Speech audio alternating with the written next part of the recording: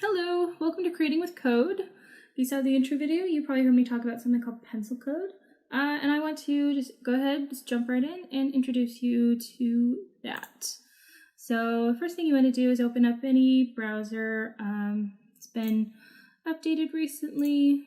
I think Chrome and Firefox typically work best for these kind of things. Go ahead and Google for pencil code. It's going to be the first thing that pops up right here. We're going to start in Draw. I'm going to open that in a new tab just for convenience sake. Okay, so this is our coding environment, our first coding environment that we're going to deal with. So computers, when you give it an instruction, typically need something pretty specific. If you were to tell me to draw a circle, I would just pull out a piece of paper or whatever's around me, draw a circle randomly. No big deal, right? But a computer is going to want directions that are a little bit more exact, more detailed than that. And for that, we're going to use a programming language. This one I believe is CoffeeScript, I think. And it's basically, it compiles into JavaScript. But we're actually going to be using it, at least initially, as code blocks. So these little, basically little Lego blocks with code on them. You can drag around the screen, do whatever you'd like. If they're surrounded by this gray box with little hashtags or whatever, that means it's commented out. The program is not going to run those, and we can just drag them off screen if we want to get rid of them. So let's take a look at what it starts us off with in this first dot area. So it says dot, it says purple and 100. This is what we call a function. These are, a function needs parameters.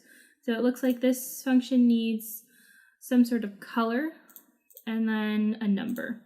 Let's take a look at what this looks like. I like to do the Control Enter to press play, but you can also press the play button in the center. So it drew a purple dot. That makes sense. And it drew a purple dot right where that little turtle is. So it looks like this programming environment uses that turtle to sort of determine wherever it is that you're drawing, wherever it is that you're moving. So all of these moving functions and art functions and the sprite functions are going to be determined by where the location of the turtle is. So, you know, this is nice. We had a function and I drew a purple dot. Let's mess around with these numbers, see what that does. So going from 100 to 50 looks like it shrunk it in half. So that makes sense. So this must be some sort of size parameter.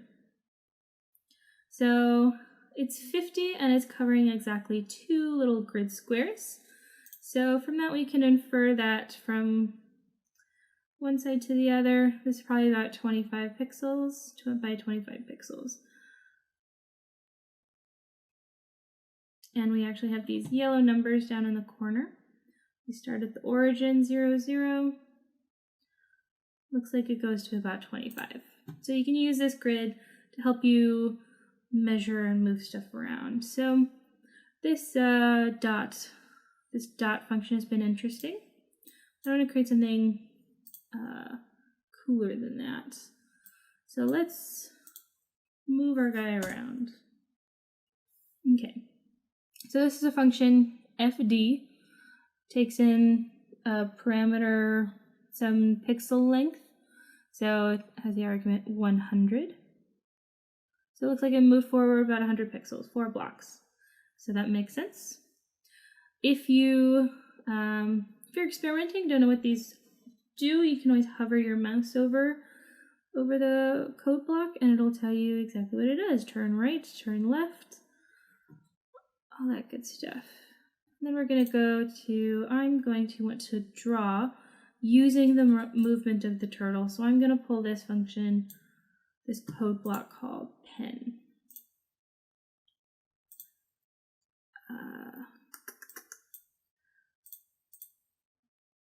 And I'm a little bit disappointed with the amount of options here.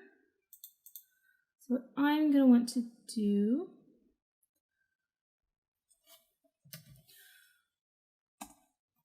is go to the reference.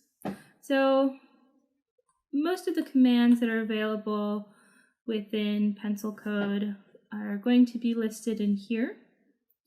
And for example, the dot one that we were just using creates a dot of any color, gives you an example, tells you what the arguments are. We can move on from there. But I'm looking for colors. So color names. Exactly what I was looking for. So these are all of the colors that have names that you can type in as is. I think, let's see, what color do I like?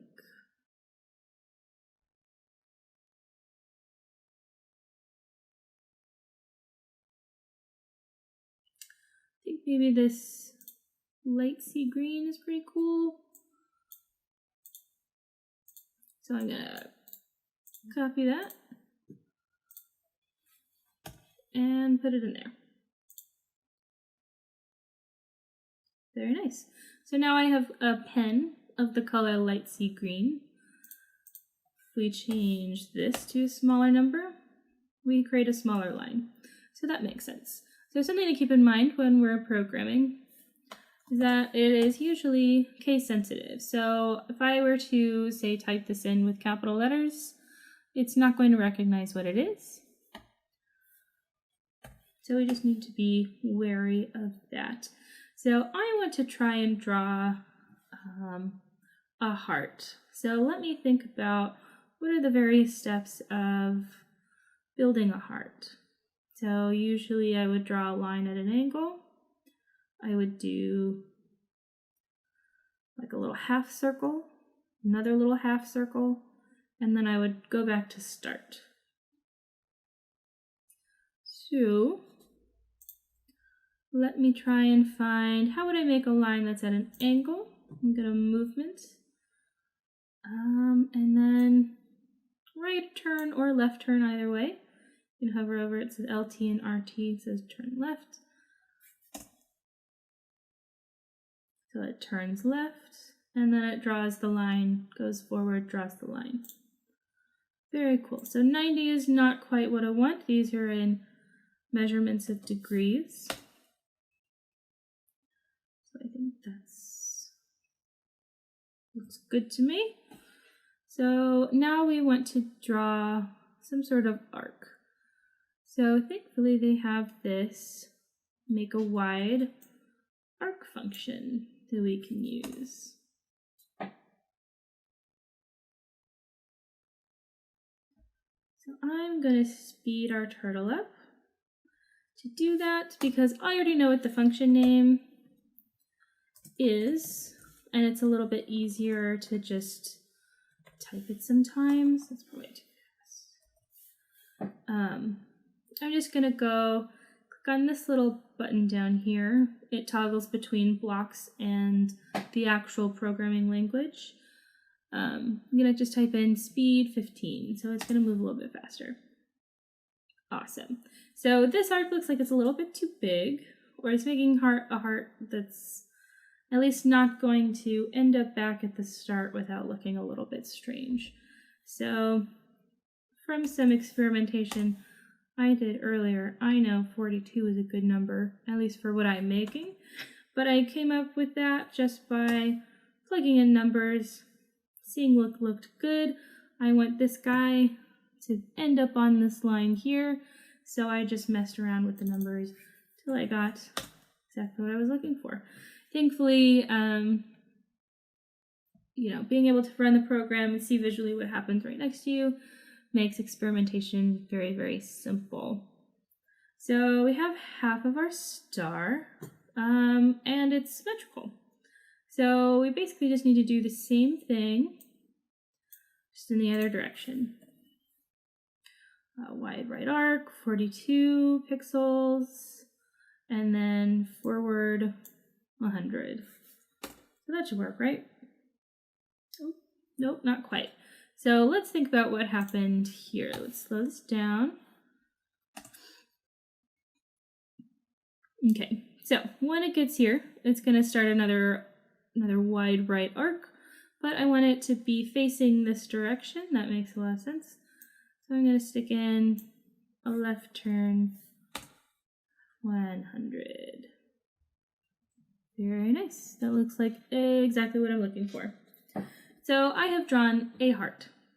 Now what do I do if I want to draw 100 hearts, 1,000 hearts, some random amount of hearts? I want to draw them all over the screen maybe, instead of starting at the origin. So what I'm going to do about that is I'm going to create my own function. So we've been using these functions, the right turn, the left turn, speed, creating a pen.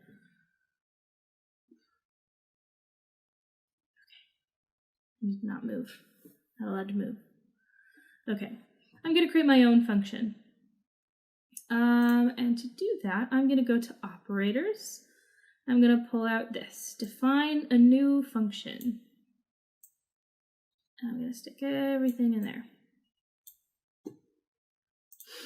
So the name of this function, currently, the sort of blank version that you pull out from the code blocks is f takes some parameter x.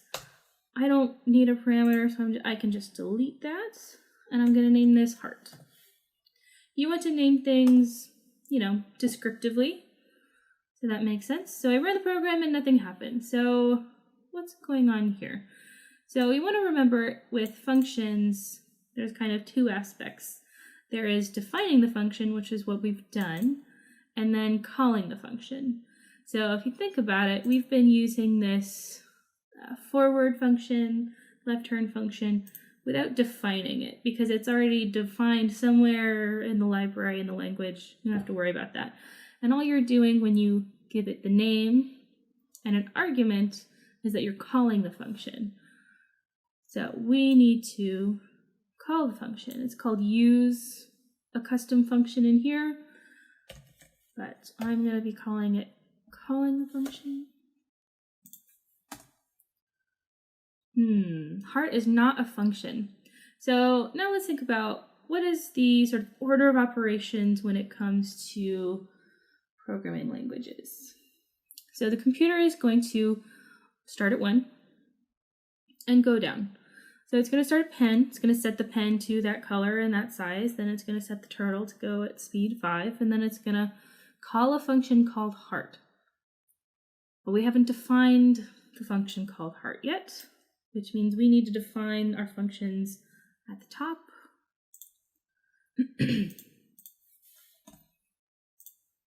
And then we can call a function. Very nice, very nice. Exactly what I was looking for. This space is just for personal aesthetic choices. I like for there to be a space. It's not necessary, but what is necessary is this tabbing situation. So when it's in the code block form, it's tabbed automatically. You can tell exactly where the function starts and ends, but when it's in its text, the only way to tell what's in the function and what's not in the function is by making sure that it's tabbed. So if you were to take this out, then all of a sudden forward is the first thing that it does. It's no longer part of the function. So keeping it part of that is exactly what I want to do. So that's cool. Now I want, let me go back. Copying and pasting is a lot easier to do in the text format. Now I want to draw a few hearts.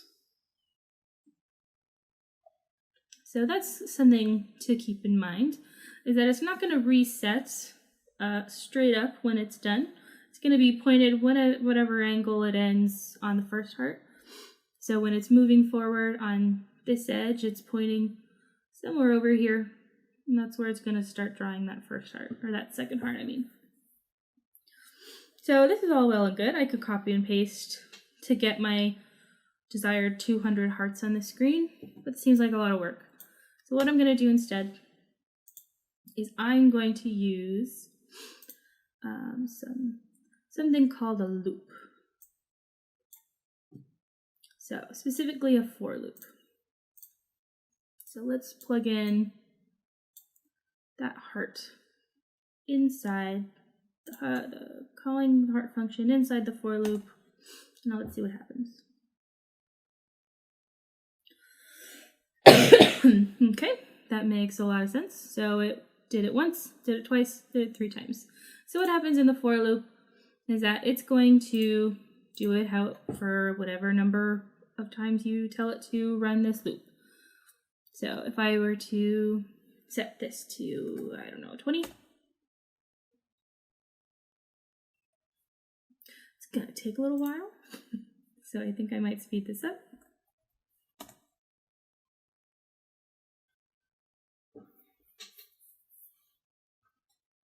Okay. That's cool. Now I want to try having a different angle between each hearts. Maybe the spaces, all these spaces isn't exactly what I'm looking for.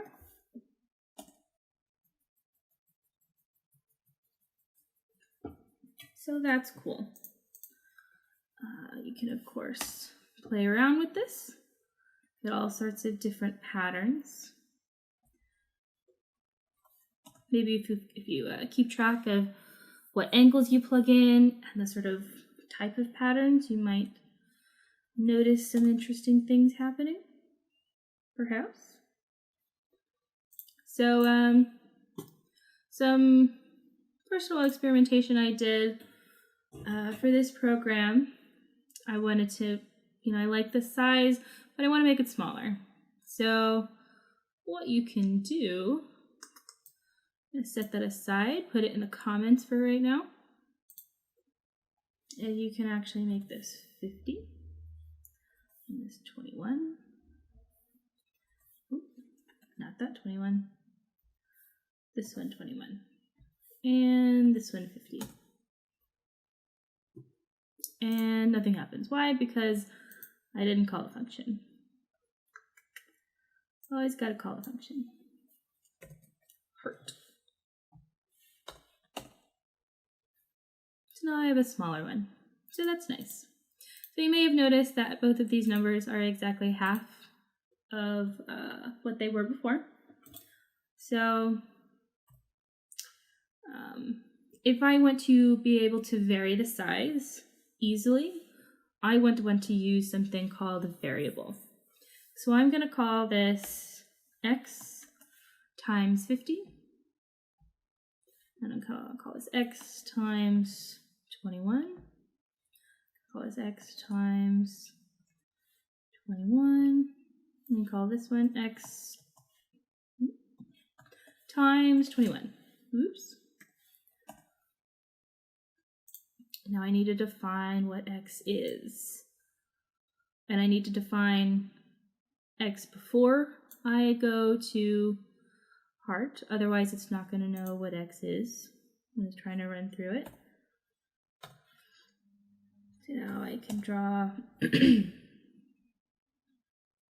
I miss something? Oh, this is supposed to be 50. Alrighty, let me do that. Okay.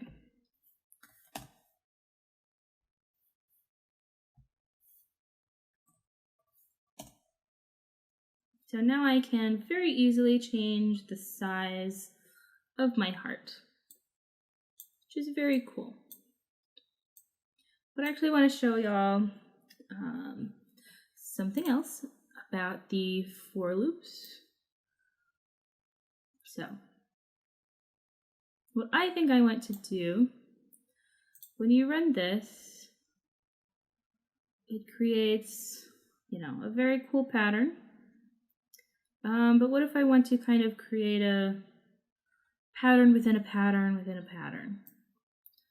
So if for that, we can use a nested for loop, a for loop within a for loop. Actually, I'm going to set that to 1. And then what happens is it's gonna go into this for loop. Then it's going to go into this for loop, and it's going to run this 20 times. 20 times. It's going to go through all that. And then it's going to, if we had something here, for an example of this, then it would go through this once, and then it would go to the top of the for loop and do that 3 more times, 2 more times. So,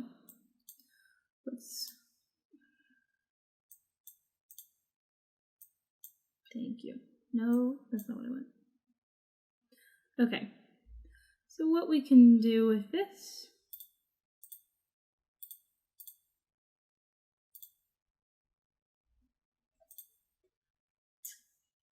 is what I'm looking for. This is called a increment. So it's going to increase x by 1 every time it gets to this function right here, or it gets to this equation right here. So it's going to, x is assigned to 1, it's going to go into this for loop, go into this other loop, and then it's going to draw the 1-sized heart. And then it's going to increase by 1. And then it's going to go through the loop once again. So let's take a look at what this looks like.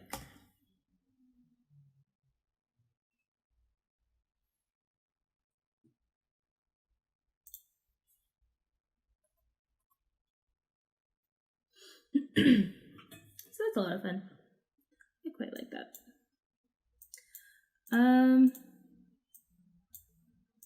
So I think that is basically everything I wanted to cover programming wise. So we talked about sort of order of operations when it comes to programming. It's going to go top to bottom. It's going to define function, go through this step, go through this step, go through all that step. Talked about for loops, what they do. They loop. Makes a lot of sense. And then I showed you how to create this thing. I don't know what you would call it. So defining functions, for loops. Oh, I know what we need to talk about. So what if you create something, you're really proud of it, you like it a lot, you want to save it. So what I want everybody to do is go to pencilcode.net home. You can't go to the gym, it doesn't let you do that there for some reason. So create a new account.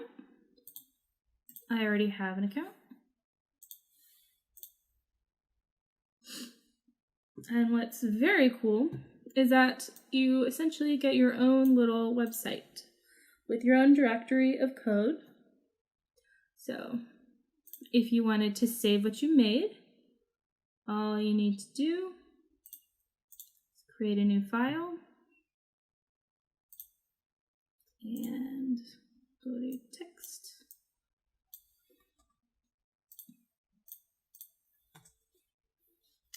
And save. And now you have it in your directory forever and ever for as long as you'd like. And what's very cool about that, I don't know why I need to clean that up a little bit. I think this is something that I found from an example. So if I wanted to share this with somebody, all I would have to do is click this handy share button and click, if I want it to be a website on its own, then I click the see here button. If I want to share the code with somebody who's interested in looking at the code, I can go here. So you may notice when you open up this program from that share code link, it does not let you save it. You can edit it, but you cannot save it. So if you share your code, other people are not going to have access to changing it. What they can do is they can copy it and then change it. So if you want to, borrow somebody's template that you think is really cool, have at it. Do whatever you'd like. One last thing I'd like to show you is this random function. Random is your friend. It's very cool.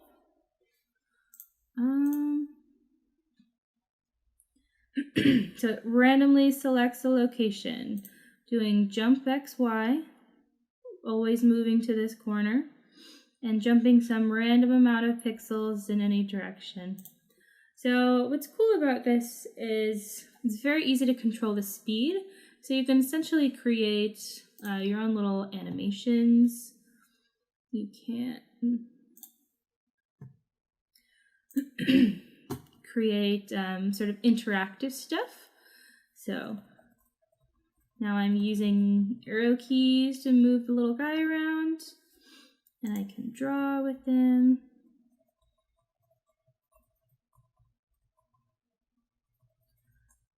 Whatever you'd like.